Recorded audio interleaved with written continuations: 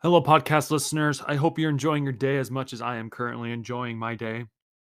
You know, it's been interesting to be able to look at these articles these last couple of days, and there's been a little trend that's been happening, at least from what I'm noticing. One of those trends that are starting to appear right now is the fact that they're starting to talk a little bit more about green energy companies in Wall Street in particular. Okay. This comes at a time where for the past few months, that's all they were talking about was oil, and now it seems like they're trying to get the focus back on green energy potentially because maybe their goal is hopefully that since Russia and Ukraine war is potentially it's still happening obviously, but eventually the war would have to end, and maybe their bet is when it ends they want to be ready to capitalize on the shift that's going to happen between oil to green energy. Though I personally don't think that's going to really happen in the end, it's still an interesting thing to look at because we're going to be talking about a lot about these green energy potential projects that are coming about. Okay. First off, today we're going to be talking about how Meta Horizons Vice President Vivek Sharma is leaving the company. And what does that mean potentially for Facebook? Okay. The EV makers are facing a cash squeeze amid the soaring battery production costs. And when we get into this topic with the EV battery, we're going to probably finish the day just talking about the green energy sector that CNBC is currently talking about, at least on their articles. Okay. BlackRock just invested about 700 million into a company in Australia that's helping them with battery storage, I believe it was. Yeah, battery storage in Australia. Norway's to invest about uh, I can't remember the exact number, but they're planning to invest a little bit more into an Indian solar company, and we'll read into that details of that article when the time comes. And finally, Japan is pivoting to a more nuclear power, and why the IEA says that's actually good news in the making that Japan's going back to nuclear.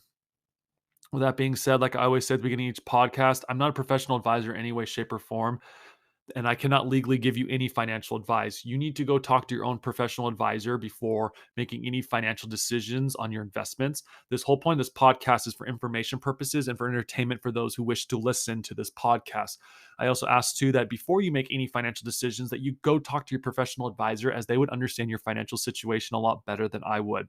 Like I said earlier, I cannot legally give you any financial advice, and everything I express on this podcast is my personal opinion, and it's also based off the articles that we read on this podcast. With that, let's begin today's podcast. A key leader for Meta's metaverse software is leaving the company. The vice president of Meta Horizon social media virtual reality software, Vivek Sharma, is leaving the company, a spokesperson said Friday. Sharma has been with Facebook parent Meta for the past 6 years, holding high ranking positions in marketplace and gaming, and most recently, its nascent metaverse related business unit. As VP of Horizon, Sharma, who's based in the Seattle area, oversaw various VR projects such as Horizon Worlds, social media service, which is akin to online game Second Life that has been retrofitted to virtual reality. Other Horizon products include the VR-based workplace collaboration app Horizon Worksroom and Horizon Venues app for live events, which has moved into the core world apps this summer. Thanks to his leadership, the Horizon product group has built a strong team with ambitious visions, and it's getting started. A Meta spokesperson said in a statement, Meta continues to be a source of developing great leaders, and we're excited to see where Vivek accomplishes in his next chapter. The spokesperson added the Horizon team will now directly report to uh, Vishal Sheha, Meta's VP of the Metaverse. Meta is betting into the metaverse, a collection of digital worlds that people can access. The VR and relate augmented reality technologies represents the next frontier of computing. Meta CEO Mark Zuckerberg said in a recent episode of the Joe Rogan Experience podcast that his company will debut a new VR headset in October, which in the month that Meta typically holds and the connected VR conference. I mean, it's hard to say what's going to happen with Facebook going forward. I mean, we know we've read in past articles that Facebook has been spending a lot of money into the metaverse and it hasn't resulted in the results that Wall Street's been looking for. But the metaverse does have a lot of interesting components in the making for it, okay? For example, Lowe's is planning to use it so you can be able to look at how your design of your building is going to look like when you want to build it in the metaverse, which is actually a really smart idea because that could potentially give when you're building your building and you're in construction, it'll give you an idea of what you need to get and how much it might potentially cost to build it. I could see other projects potentially doing the same thing. Maybe car companies can use it as well. But the metaverse is going to be potentially a bigger thing in the making. Now, granted, there will be people who use it just to escape from reality, which can be creepy at times because at least in the VR chat world currently right now. VR chat sometimes, depending on what you're using, can feel a little bit more realistic at times. At least some of the games that some friends and I have played with sometimes in the past. But the metaverse is going to eventually look pretty real compared to our real world too.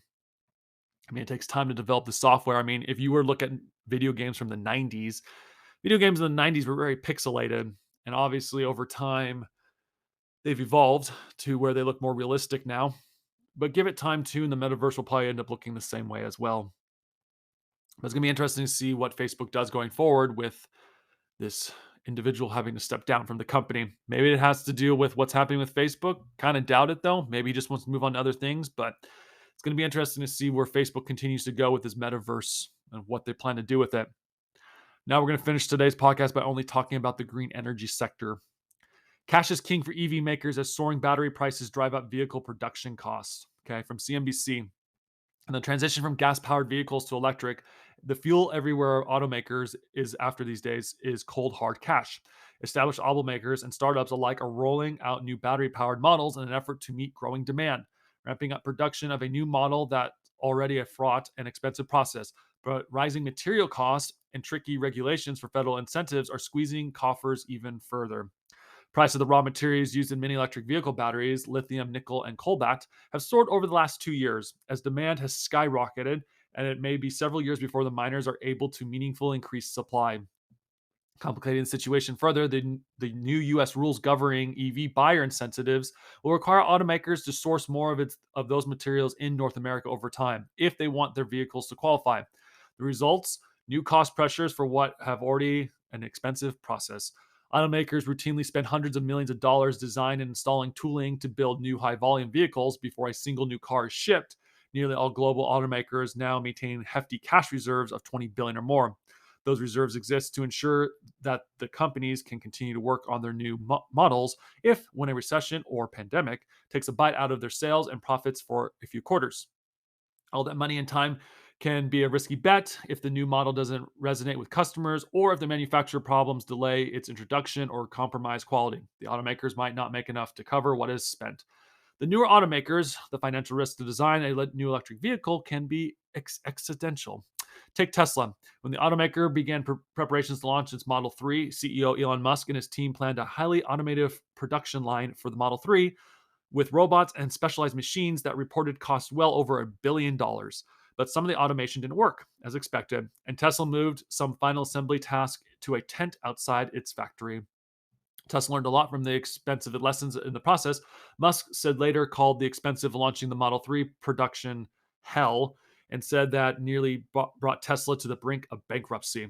As newer EV startups ramp up production, more investors are leaning and taking car design to production is capital intensive. And in its current environment, where deflated stock prices or rising interest rates have made it harder to raise money than it ever was 2 years ago, EV startups' cash balance are getting close attention from Wall Street. Okay. Here's some of the cash balance sheets currently right now, these EV makers. Okay. Rivian in particular currently has about, according to the article, has over 15 billion on hand. So not bad for Rivian right now. Okay. Lucid has about 4.6 billion in cash on hand, and it's down from 5.4 billion at the end of March. So at least they have some cash on hand. Fisker apparently has about 852 million on hand currently right now. Uh, Nikola has about 312 million on hand. Actually, correction, 529 on hand as the end of June, plus another 312 million available via an equity line from Tumen Stone Capital. Okay. Lordstown. Lordstown has about 258 million cash on hand, and that's pretty much all the automakers that they're talking about. Cash will be king going forward, okay?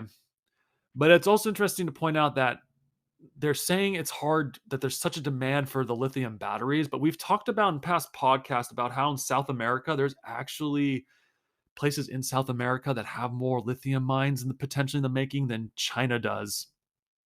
In reality, it's just not being able to get to the lithium mines in reality. That's what it's boiling down to.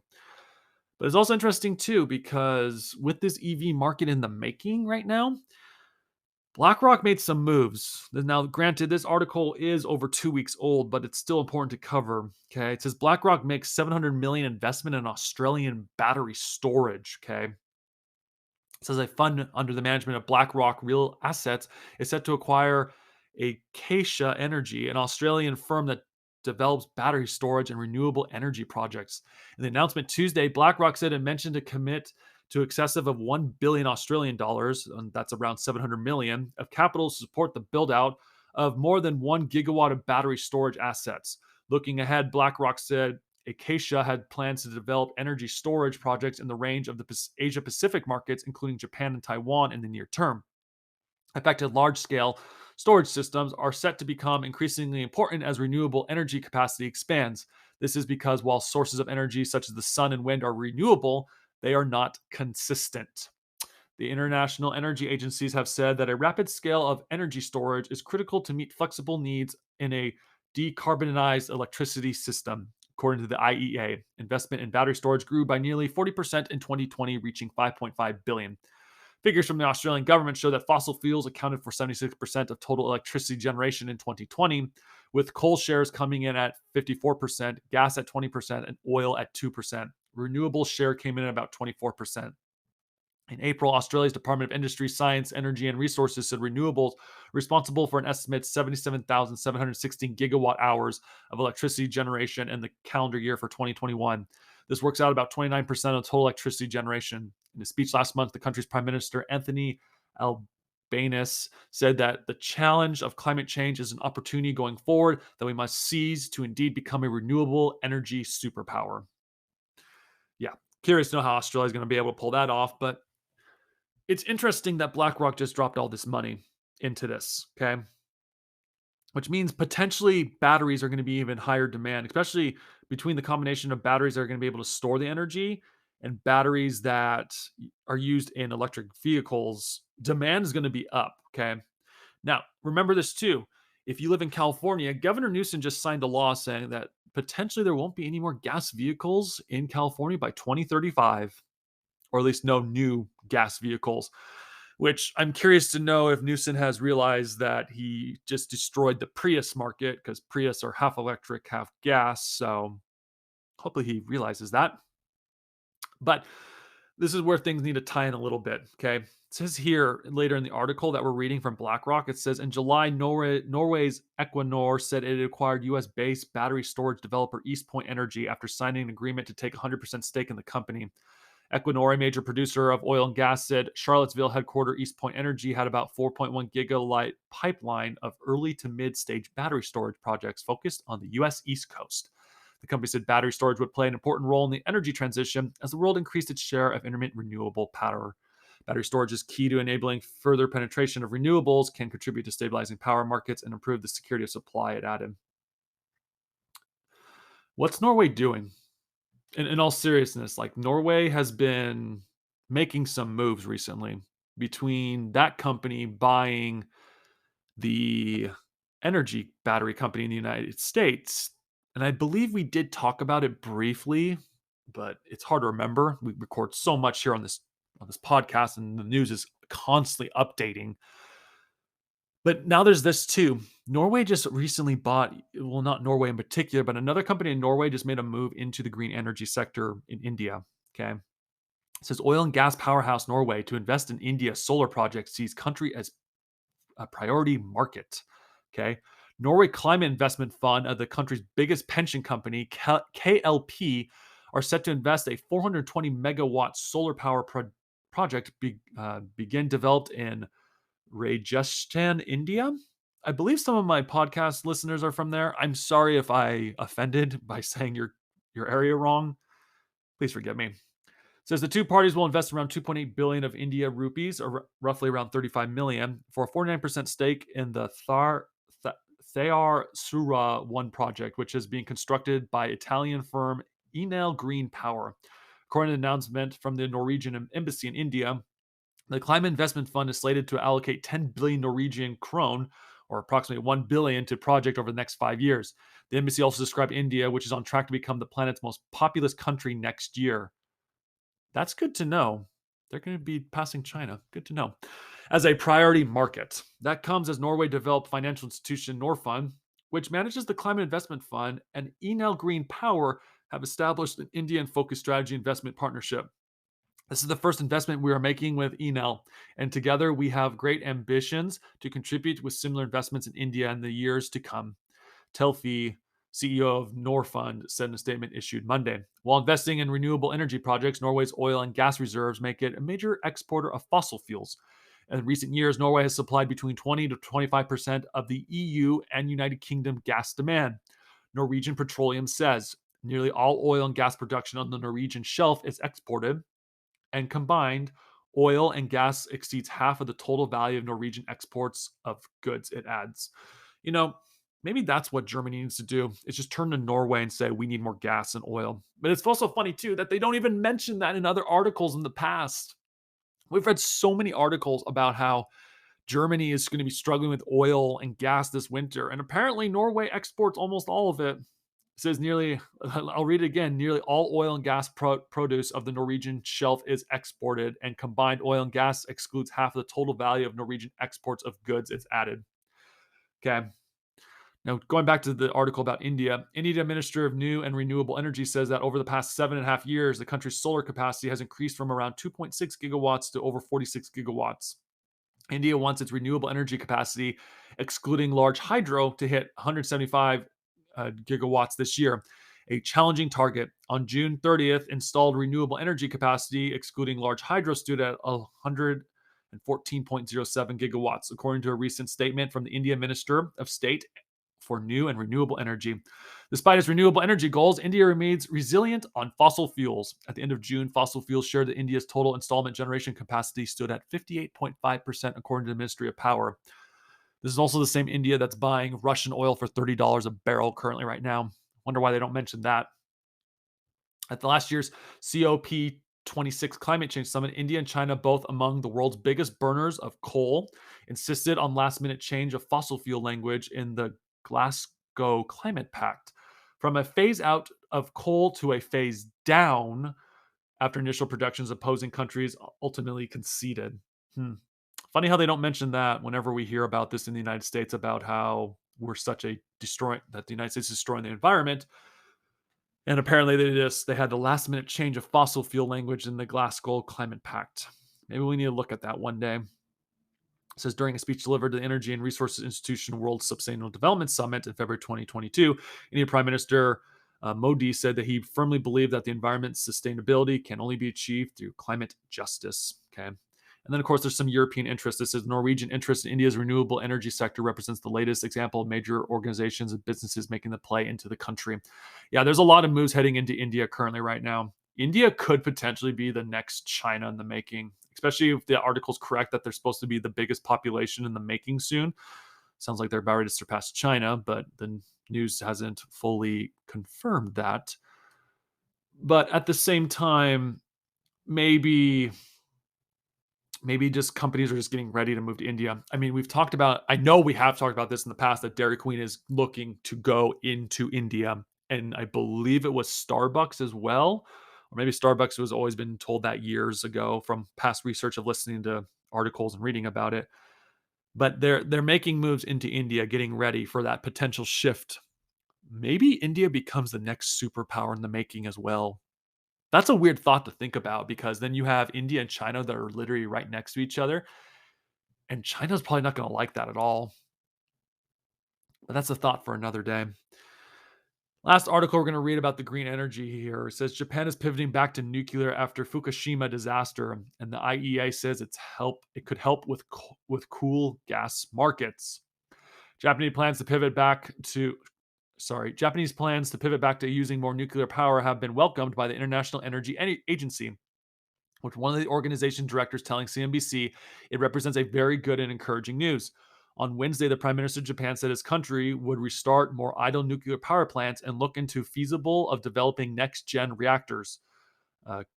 Kishida's comments, which were reported by Reuters, built upon remarks he made back in May. They come at a time when Japan, a big importer of energy, is looking to bolster its options amid ongoing uncertainty in global energy markets and the war between Russia and Ukraine.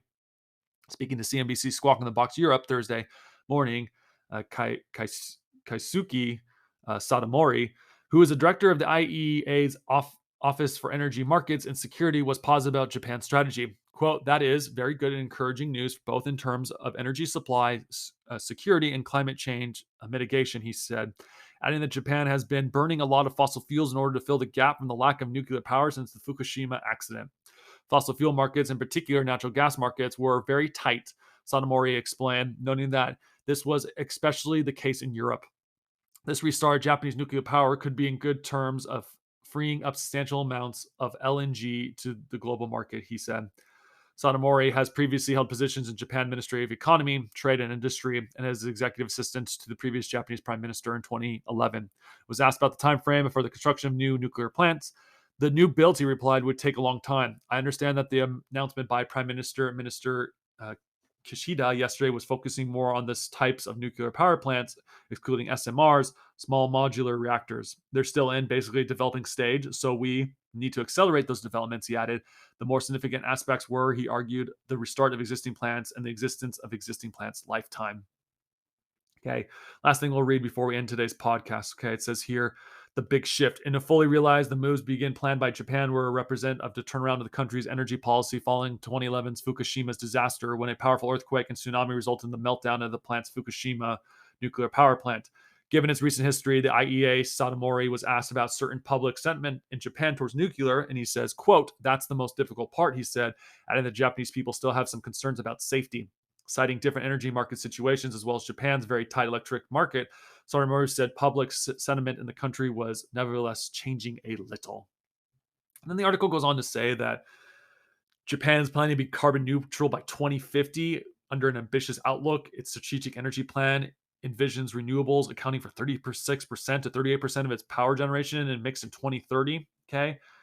And there was something about how, it says here about Greenpeace. This is interesting. It says critics include Greenpeace. Nuclear power is touted as a solution to our energy problem, but in reality, it's complex and hugely expensive to build. The Environment Organization website states, quote, it also creates huge amount of hazardous waste. It adds renewable energy is cheaper and can be installed quickly. Together with battery storage, it can generate the power we need to slash our emissions. Even though renewable energy is cheaper, to me, it doesn't seem like to be the answer, okay? If renewable energy is cheaper and it can be installed quickly, doesn't that also mean it's prone to break faster, okay? I mean, don't get me wrong. There will be someone eventually soon who's going to figure out how to turn that nuclear waste into a resource. It's only a matter of time. You just need some really smart scientists on this, okay? Because it says here with Europe too, it says, while Europe has massive offshore wind resources, Japan was less endowed with good renewable resources in that respect. I think each country is going to end up doing what it needs to do in order to survive, especially during this time. We've read recently that oil markets are probably going to be high for the next, was it decade? 10 years, I think. And if that's the case, then we're going to have to look at other energy sources potentially in order to survive this energy crisis that's going to be happening.